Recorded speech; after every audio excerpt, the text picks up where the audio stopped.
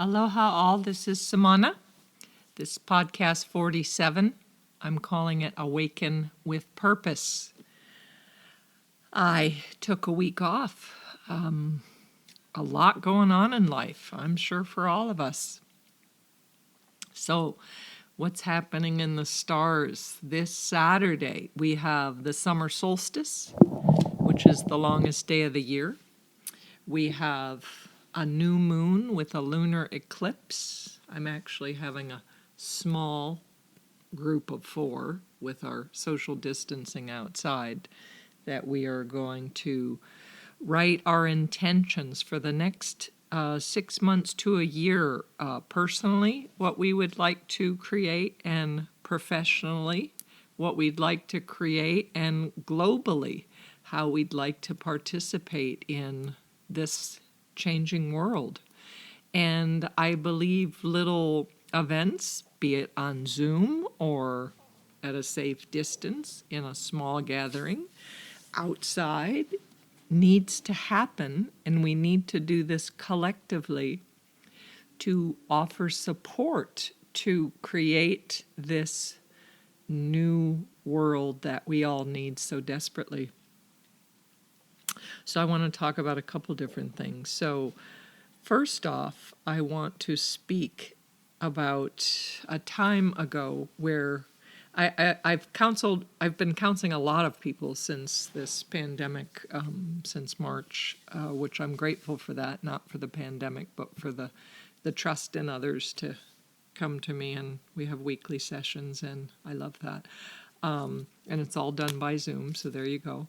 Anyways, so what I'm finding is one of the biggest struggles on our path to healing is not trusting that inner voice, or seeing often that there could be 2 different inner dialogues going on, and one could be that kind of sabotage voice of doubt, or it could be our parental upbringing or patterning from the past, versus the other, which is the one that I want to speak most of today, that we need to cultivate, and it's that inner guidance, or that intuitive voice, which we are all born with, regardless of how right or left-brained we are, how logical we are, how scientific we are. We all still have that inner guidance, that inner voice. It could be the subtle thing. Again, you're at the grocery store and you're like, you have your list and you're following your list, and then you notice the laundry detergent. You just look over there. There's like a moment of pause, and then you just keep walking. Now, I've learned that moment of pause means I may not have checked that I'm almost out of laundry soap, but the fact that my attention went there for one entire moment, I'm going to put that in my cart. So moments, I've always told students this, moments last as long as you need them to, as opposed to minutes. Minutes are linear time. Moments last as long as you need them to. Start to notice throughout the day where your attention is naturally drawn. And if it pauses for a moment on something, to the subtlest thing, insignificant, such as that laundry soap, to that flash of you had a thought to call your mother, or to call a friend you haven't talked to in a long time. Those flashes, those guidance, that insight, that is the inner voice we want to turn up the volume, and we want to cultivate, and we want to give it strength and support and learn how it feels in our body. Learn not to doubt it or judge it. When mine first started coming up, so I would say in my 20s, when I moved to Hawaii at 21, my whole life changed, because I went from this very LA lifestyle, working in Beverly Hills and all the money clients, and I had 5 jobs, and I just made it happen. I worked quite hard and loved what I did, but lots of distraction. I moved to Hawaii, and it was this new chapter. So it was more like Hawaii really instills nature, and that's a big part of your life. And regardless if you are more creative and intuitive or not in your life, when you're in nature, it actually does something to the brain in a healthy way, that it will put you in a balance or in an alignment with parts of yourself that our logical mind can try to filter out. So in this whole podcast for today, I want you to know that's one of your instant tools. So regardless of if you're working indoors and there's no windows or what is happening, you need to find time where you get outside and you're looking at trees and you're where there's green around and nature and some form of like animals, birds, wind chimes, something. Like I couldn't do this without even in Texas in triple digit weather, I keep my window cracked a few inches just because I need a fresh breeze, even if it's hot. I need to hear and see the birds, and that keeps me aligned. It really helps support me. But let's go back to this learning how to discern that inner voice, because when I work with clients, they tell me about, well, my mind is spinning or I have all these thoughts, and then I show them this little movement, how it goes in a circle, like a rat on a wheel, like a hamster or a gerbil on a wheel, how it just goes in circles. Well, that is not your inner guidance. That is your programmed mind. And what that's doing, when that is happening, that spinning, where it's just relentless, and sometimes we're conscious of the voice and sometimes we're not. Sometimes that voice is saying you're old, you're worthless, you're fat, you'll never be lovable, you'll never get the job you want, you don't have any friends, you're no fun. It just goes on and on. Sometimes we're not aware of that thought and it's happening. And all we need to do, how we can harness this and take charge of this, is notice when it's spinning. Don't look at what it's saying, but know in that moment it's time to do that breath, that sigh, that cleansing breath, because that will always be your reboot. That you need to stop because you need to check in and see what you're feeling, see what's happening. Something's uncomfortable, something hurt your feelings, something needs attention inside. And it's important to check in, to just take a breath, go for a walk, change gears, change channels, whatever your brain is doing, reboot it, redirect it. Okay, so now back to this, learning that inner voice. So when it first started coming to me, it was this tiny little voice. So of course I didn't trust it, and I had a lot of doubt, and I judged it a lot. And I thought I was making it up. I thought, okay, I must be crazy and I'm making that up because it was so faint. And then I noticed that it was happening more often. So it wasn't necessarily louder, but it was constant. It was almost like there was this low volume recorder in the back of my mind that no matter who I was talking to or what I was doing, this was like a nonstop dialogue happening. And so I couldn't help but be aware of it. So I started noticing, what is it saying? And I would have to stop and be quiet to listen to it. I'd have to go sit at the ocean and meditate, or be by the lake or wherever you're at, by the trees, and just listen to it to see what is it how is this happening, and why is this happening, and what is it saying to me? Okay, so also during that time period of my life, so many profound changes started happening. So this was in my 20s. This was right around 25, 26, 27. So those 3 years were quite the whirlwind for me of what was happening was my deep childhood programming versus who my soul wanted to be. Like, what was my awakened purpose? So I call this time often, if you've heard of the phrase, the dark night of the soul. So this started from a religious content, and it's very spiritual. And basically, it's a reference to waking up. So what was happening was I was waking up to a subtle awareness of my spiritual self, my spiritual responsibilities, and acknowledging that this too was an aspect of me that was real. And this too needed daily attention and fueling as much as my physical body needed food and rest.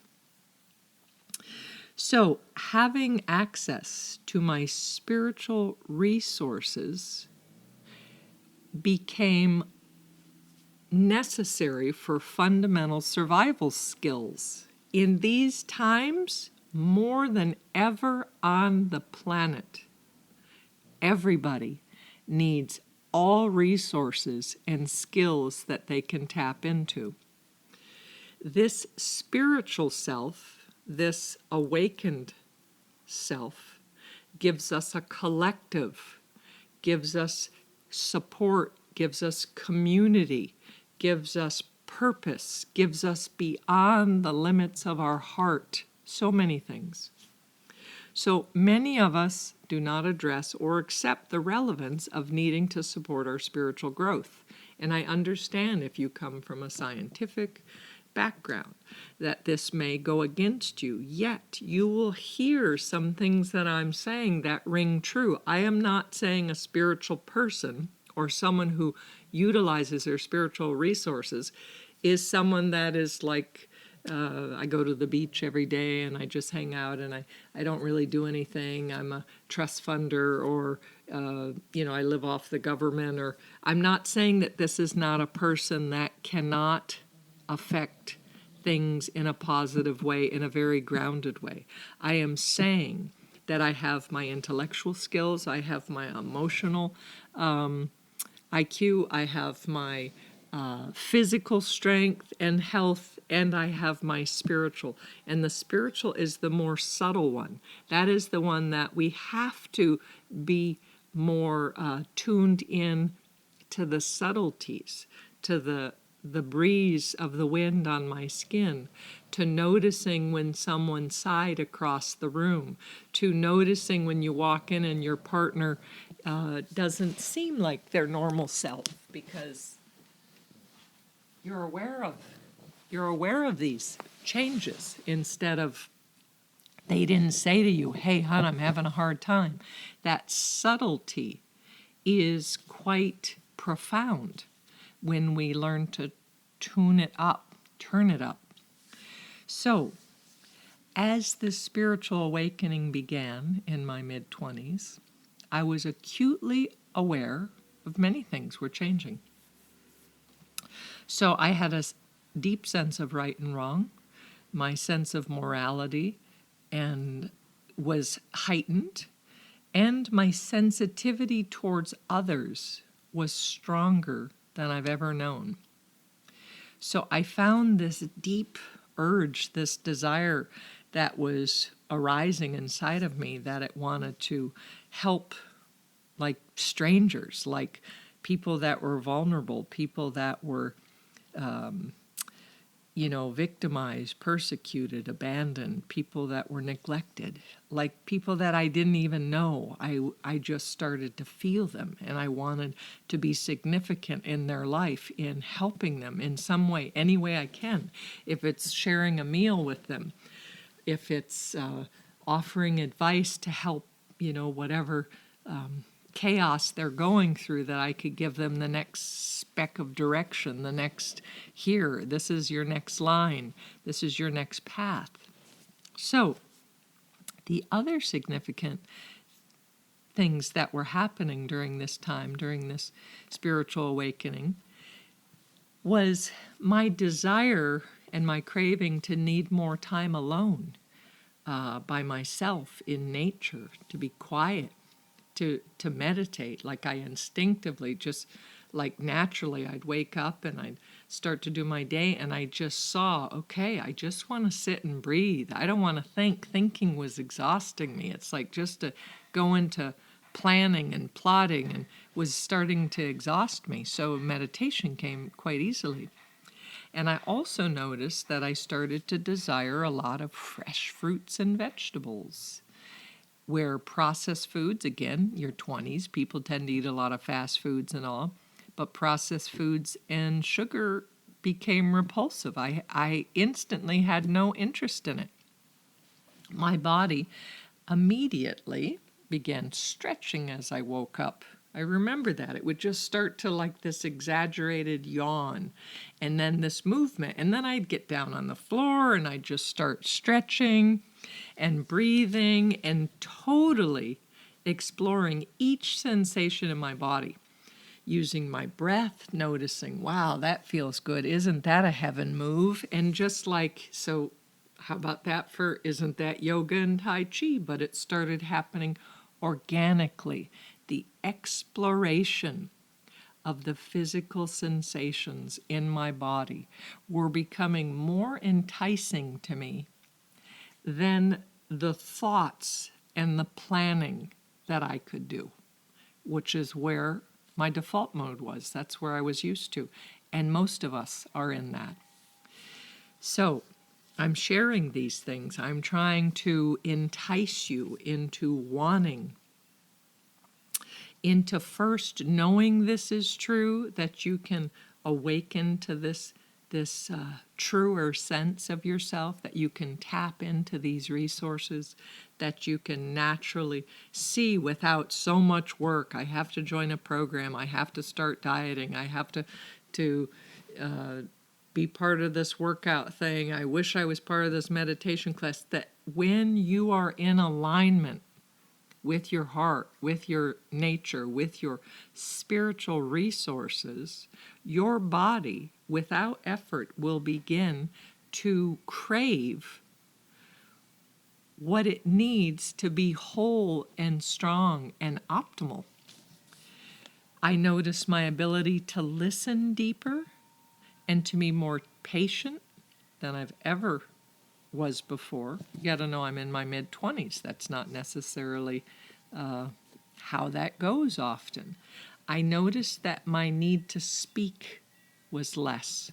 It wasn't so much about hearing me. And I found when I spoke that it was exhausting. So I realized that I wanted to speak more precisely and exacting in what I really meant. So I would actually reflect on that. Like if I was having a conversation with someone, I'd take a moment without being uncomfortable with that pause. And I'd say to them, give me a moment. I want to really look at this. And I'd look inside myself and I'd see, what is it that I want to add to this? Or how do I want to support this view of this person? Or what is my view of that? And I actually found also that it became impossible for me to speak negatively or judging. Sarcasm dropped from my vocabulary, and I was actually raised on sarcasm. So these beautiful, naturally occurring evolutions were happening inside of me. This was this profound awareness of all of these unique changes happening. I noticed when I'd speak to people or when I would be around people and listen to them, that the highlight, the theme that I was hearing is that everybody suffers on some level. Like everybody is enduring just being human. We all have a story, no matter how much that face is or that appearance of how great our life is. We didn't have to have a disastrous childhood. We don't have to be broke. We don't have to be sick. We don't have to be all of those things. But there are some levels that every human being suffers with. And they feel separate and they feel judged and they feel unworthy and lonely and afraid. And now, in these times, this is activating all of those shadows, all of those dark places where it's like, I just want to keep going with my whatever pattern I could create in a day-to-day distraction because it's coming up. I could feel it rising up, and it's so uncomfortable. So I want to tell you that as much as this dark night of the soul, this awakening was happening. So I'm telling you like the pluses of what was occurring. And the pluses is my compassion, my deep understanding, my assessment that no matter how a person behaved, if they seemed gruff or unkind or however, that instead of me seeing, look at that angry asshole, which would have been a judgment, and I grouped them in this one little shot, that I kept my mind open. And what I noticed was their level of pain along with their level of life tool skills. And I would see apparently their pain was great because of their behavior. And apparently they haven't learned any life tools, anything, any way to care for themselves or ease or soothe themselves. So I see people's behavior when it's unconscious as it's like children that were never taught, right? And there's many of them out there. We're seeing it. We have to deal with this all the time. So if we can have compassion for them instead of bringing this harsh energy towards them where it will create a fight, it will shift. It will help it easier. So these insights will help us. Now, these were a lot of the pluses of this change happening within me. But at the same time, you need to know this dark night of the soul is called that because it's this deep, continual feeling along with all of that happening, this feeling of panic or this awareness that the bottom's dropped out. Everything I knew to be true was no longer that. Does that sound familiar with what's happening on the planet right now? How many of us is this happening to? Everything we knew is no longer true. Where we worked, where our safety is. I wasn't certain of anything. This is happening globally right now. So this story is very important for me to share. So everything that I knew that soothed or distracted me no longer worked. Being Italian, food was a great comfort, and as I said, my tastes were changing by the day. I wanted to instinctively eat lighter, eat cleaner, basically whatever was natural. I would say, if God made it, I'll eat it, meaning if it's natural and not processed or man-made, my body craved it. In this day and time, my typical little snack or lunch or dinner was some wine, maybe some Chardonnay with some brie and baguette, and maybe zucchini or something sliced. And I felt instantly I didn't want the wine because I had this deeper sense that I wanted to stay clear. I wanted to notice every nuance of this transformation that was happening. I was terrified. Yet, at the same time, because of this destabilizing feeling, as I said, it was also mixed with these heightened awarenesses, these heightened capabilities. So in short, it was the ability to take in more information. I would encounter a stranger at the store or talking to a friend or family member, even on the phone, and my mind was flooded with so much information that I could barely hear what was actually being said. So this connecting with these other human beings, these family, friends, strangers on the street, it was this experience that someone turned up the volume. And again, it's as if I could hear their thoughts, but more importantly, I could feel them as if I were them. I could feel their struggles, their pain, their joys. I remember being in line at the grocery store and I was overhearing these two women having this conversation, and I wasn't eavesdropping. I was just waiting in line, and naturally, I was listening to them. And as I was hearing the story, the details of the story didn't matter, but I found myself, I was crying because it was as if it was happening to me. And it was this like beautiful, overwhelming feeling. But I was aware of, wait a minute, I don't even know these people, and why am I feeling this so personally? So the question or the point of this podcast is, what is this switch of humanity that went on inside me during this spiritual moment in my life, during this spiritual acceptance of my resources, of those subtler resources? And more so, how did I ever live without that as a part of me? I think of everything, and I could tell you details, and people used to... there was a person that came to me who was a professional author when I was 20. I was living in California and wanted to write my life story up to that because they thought it was so fascinating on an earthly plane and all the things I have done. And I would say that there is nothing up to this point of my awakening that mattered, that really mattered to me. So we look at what's happening with this world pandemic, and I'll tell you, the plus of this world pandemic, this virus, is it isn't just America. It's all of humanity. It's the entire planet. We look at this Black Lives Matters movement. Again, big changes. Finally, an awareness of the repression, of the neglect of so many people on this planet.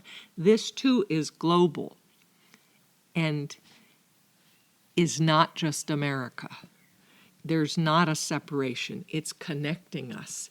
Even our election, which is so pivotal on so many things, and it's causing so much separation because our leader is an idiot. Again, my opinion, I'm sorry about that.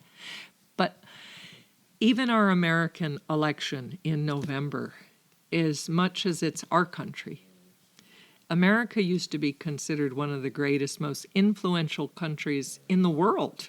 I mean, I'm old enough to know this, even though I wasn't very political when I was younger. The world looked to us for help. They looked to us for our resources. They looked to us for taking our lead and following. Well, all of that's changing.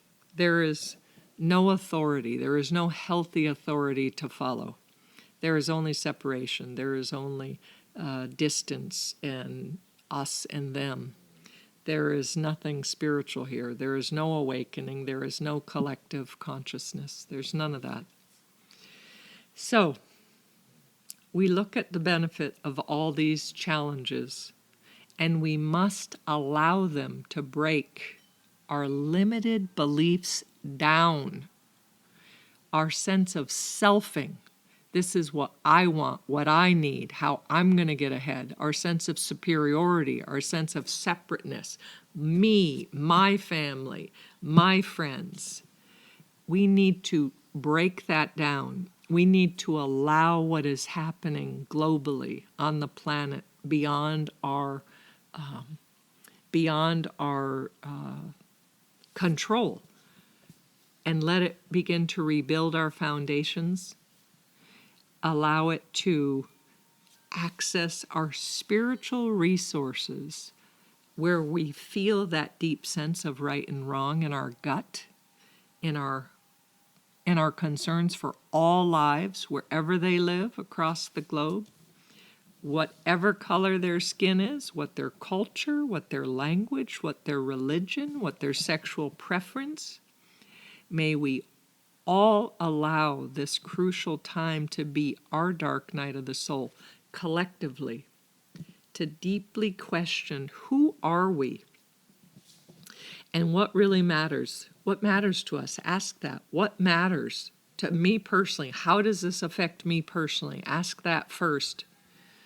How much will we help our neighbors by wearing our masks and distancing, even if you're healthy and young? By protesting peacefully and until this old archaic structure falls like the statues that represent the same false truths and separatism. May we wake up. Yes, that heightened sensitivity that I spoke of during my 20s, when that dark night of the soul, which we are in as a collective group, as a mass, when that happens, it does come with a new set of pains. And honestly, there are some days that I am so overwhelmed that I want to withdraw and stay in my hole because I can't read any more articles. I can't have any more conversations. I have nothing more to give. I've done my counseling sessions. I can't even connect with friends or family because I'm empty. And I've learned to just recharge, to just go sit outside in my backyard and know that I'm empty. Because if I were to push myself from this point, when I've handled as much as I can, if my behavior is frantic, if my behavior is judging or sharp or impatient, then I need to withdraw. And I need to sit and go breathe. And I need to eat a peach, eat something fresh, go for a walk in the park, go to the lake, jump in that great water, do something that will recharge me so that I can help. So this spiritual awakening, this dark night of the soul, as we awaken to our spiritual responsibilities, know that this is happening globally. We are not the difference of suffering before this spiritual responsibility, before we awaken that part of ourselves. The difference is we're not alone in our suffering. This is a noble suffering. It's connected and worthy for a higher purpose. Peace on earth, freedom, the right to be and breathe clean air. It's time to wake up, people. Look around and see if the suffering of others, see that they all suffer. Understand their limitations. See how you can help. Choose to be the solution to heal many, to live with integrity. We are making history globally, along with creating a world that will be golden, that will be safe and equal for all of us, to have our voices heard, and for future generations, our children, our grandchildren, to be heard and seen and matter. So that is my story for today. I will remind you I am a life coach. I'm doing Zoom sessions for $75, and we could do a sliding scale. So I specialize in relationship counseling. I also specialize in self-care tools, where when we heal parts of from past wounds to become whole and strong again, do you notice that you go so far in life and then it seems to fall apart, your floor drops out? Well, having counseling, having someone etherically hold your hand to create a plan and rebuild and restructure a new foundation for you, and bringing in spiritual elements. I give my clients homework where they either do journaling or writing or certain spiritual exercises, or we alter their diet a little bit, or we'll do different things, meditation and reflections. So enjoy this new moon on Saturday. Set your intentions with your partner, with your group of friends. And again, we have our David Garrison and myself, we have a Be a Relationship Architect page on Facebook. Sign up for that. I post wonderful, enlightening, heart-filling, and informative articles often. Blessings and aloha.